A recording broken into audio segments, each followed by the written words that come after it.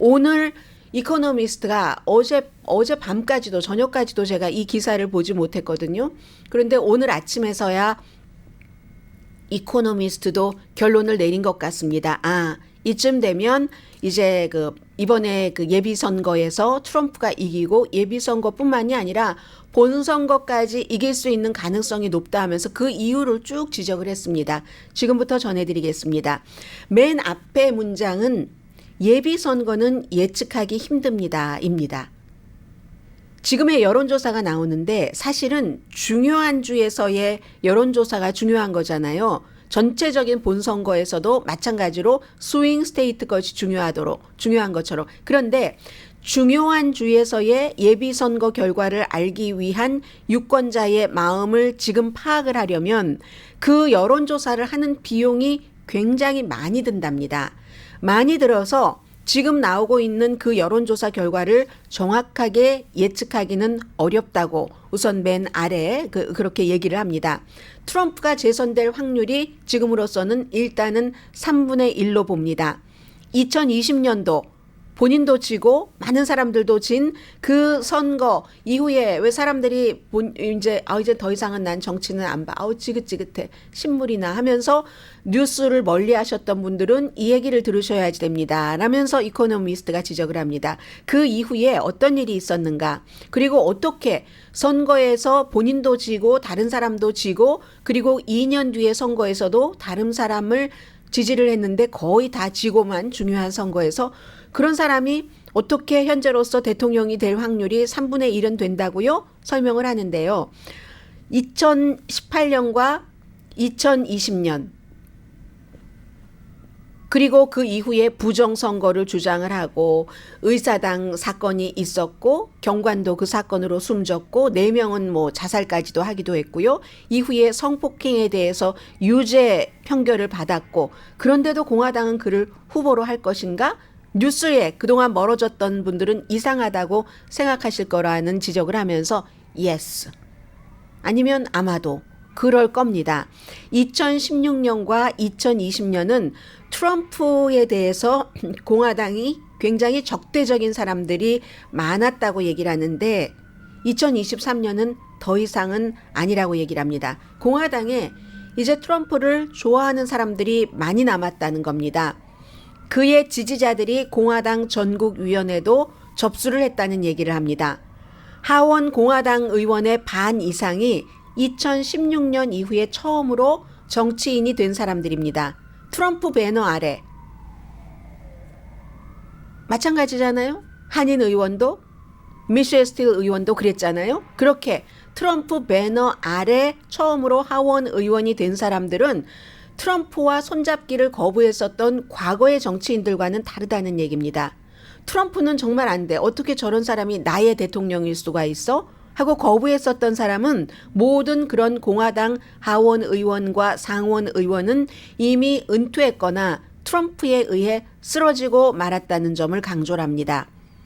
트럼프 전 대통령 탄핵에 찬성을 한 10명의 하원 의원 가운데 지금 남아있는 사람은 2명밖에 없습니다. 5분의 1이 남아있고 5분의 4가 죽었습니다. 그 5분의 4 안에는 기라성 같은 사람이 많습니다. 딕 체니 전 부통령의 딸인 공화당의 당시 하원 서열 3위였던 리스 체니 하원 의원도 선거에서 떨어졌습니다. 트럼프 전 대통령을 탄핵했다는 그 이유로. 그렇기 때문에 트럼프 당이라고 불린다는 얘기를 하고 있습니다. 트럼프 전 대통령의 캠페인 자체도 얘기를 합니다. 2016년이나 2020년 대선 캠페인을 할 때보다 지금이 사정이 낫다고 얘기를 합니다. 그건 이제 이코노미스트의 보도니까 이코노미스트의 분석에 따르면 그렇다는 얘기입니다. 현재도 전체적으로는 디산티스보다 33% 정도 앞서는 것으로 봅니다. 이것보다 더 많이 앞선다는 여론조사 결과도 많습니다. 그런데 또 중요한 것은 정치인 사이에서의 지지도.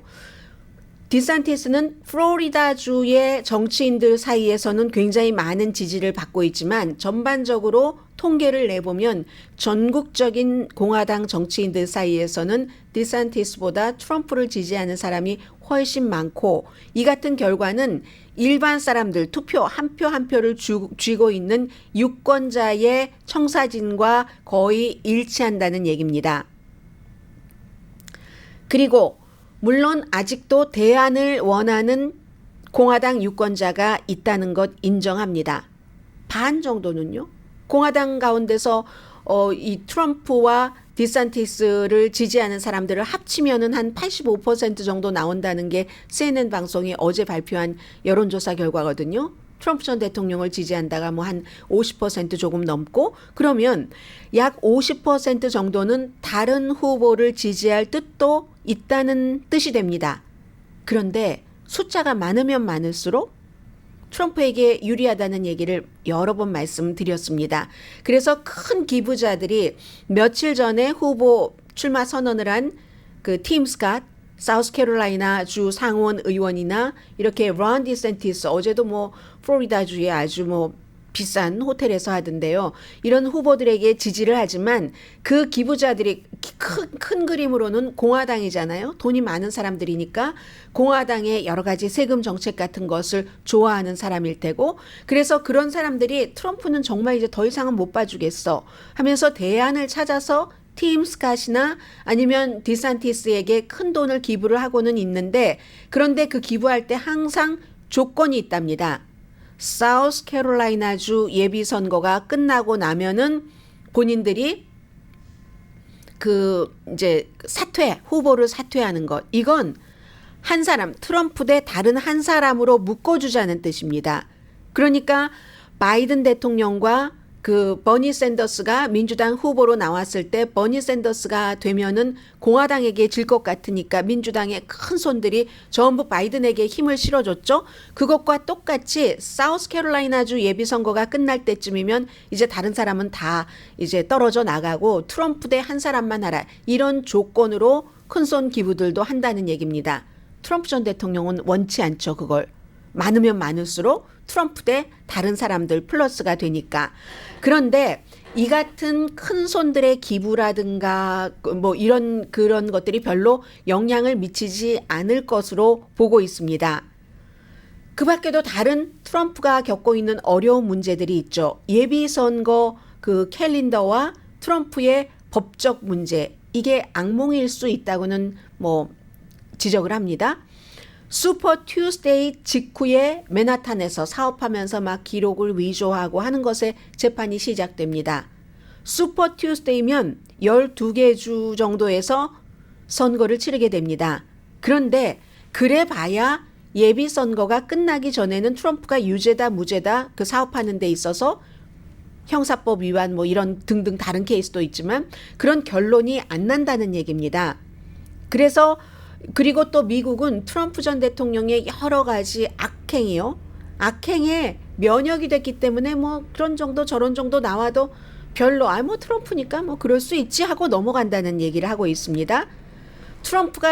유권자가 트럼프를 포기할 것인가 마지막 질문이기도 합니다. maybe라고 얘기를 합니다. 근데 maybe지 may not이 지금까지 보여진 겁니다. 올해 초에 성학대 평결이 나왔을 때도 전혀 트럼프 전 대통령 지지율에 나쁜 영향 미치지 않았습니다. 오히려 내가 피해자다. 상대방은 다 거짓말한다. 이렇게 하면서 지지자들을 잘 조종하는 것에 트럼프 전 대통령은 너무 능숙하기 때문에 민주당과 또 트럼프 전 대통령이 싫은 그런 사람들은 트럼프는 민주주의의 위협이라고 얘기를 하지만 트럼프 캠페인은 나는 마녀 사냥 당하고 있어 라고 주장을 하고 그 말들을 트럼프 지지자들이 많이 믿고 있다는 얘기죠. 그럼 지금까지 쭉 말씀드린 모든 것을 종합을 해서 상상을 해보면 2024년 11월 달에는 결국은 트럼프와 바이든의 리매치가 된다는 얘기입니다. 트럼프가 이길 것인가? 본선에 선거 결과 차이는 아주 미미할 것으로 예상을 했습니다. 선거인단은 지금 공화당에 조금 유리하게 돼 있습니다. 미국의 선거 구조는 공화당에게 조금 유리하게 돼 있어요. 로컬 선거나 전국적인 선거나. 그리고 만일 미국이 경기 침체에 들어간다면 트럼프가 바이든을 이기고 대통령이 될 가능성이 훨씬 높아진다는 거죠. 게다가 3당 후보까지 나와서 민주당 표를 깎아먹으면 이건 3분의 1이 아니라 훨씬 더 높아지고 해서 마지막에 소제목을 이 이코노미스트가 무엇이라고 붙였는가 프리마 도널드라고 마지막 그 소제목을 붙였습니다. 해서 결론을 어떻게 내고 있느냐면요. 만약에 그리하여 차기 대통령으로 미국이 트럼프를 갖게 된다는 가능성이 아주 높아진다고 얘기를 합니다.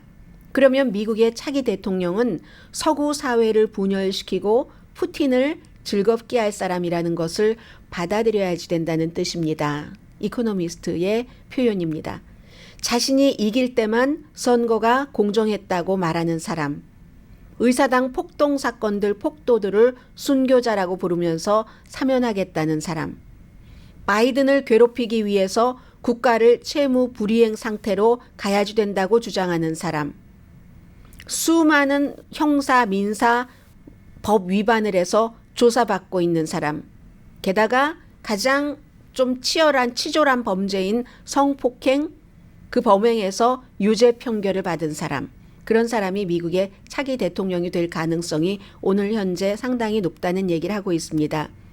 미국을 생각하고 민주주의를 생각하는 사람이면 또 보수주의를 생각하고 예절, 존엄성 이런 걸 조금이라도 생각하는 후보라면 지금이라도 드산티스 후보나 아니면 다른 그 공화당의 후보들이 위의 이코노미스트 자신들이 지적했었던 모든 가능성을 무시하고 누군가가 트럼프를 이기기를 희망을 해야지 될 것이다.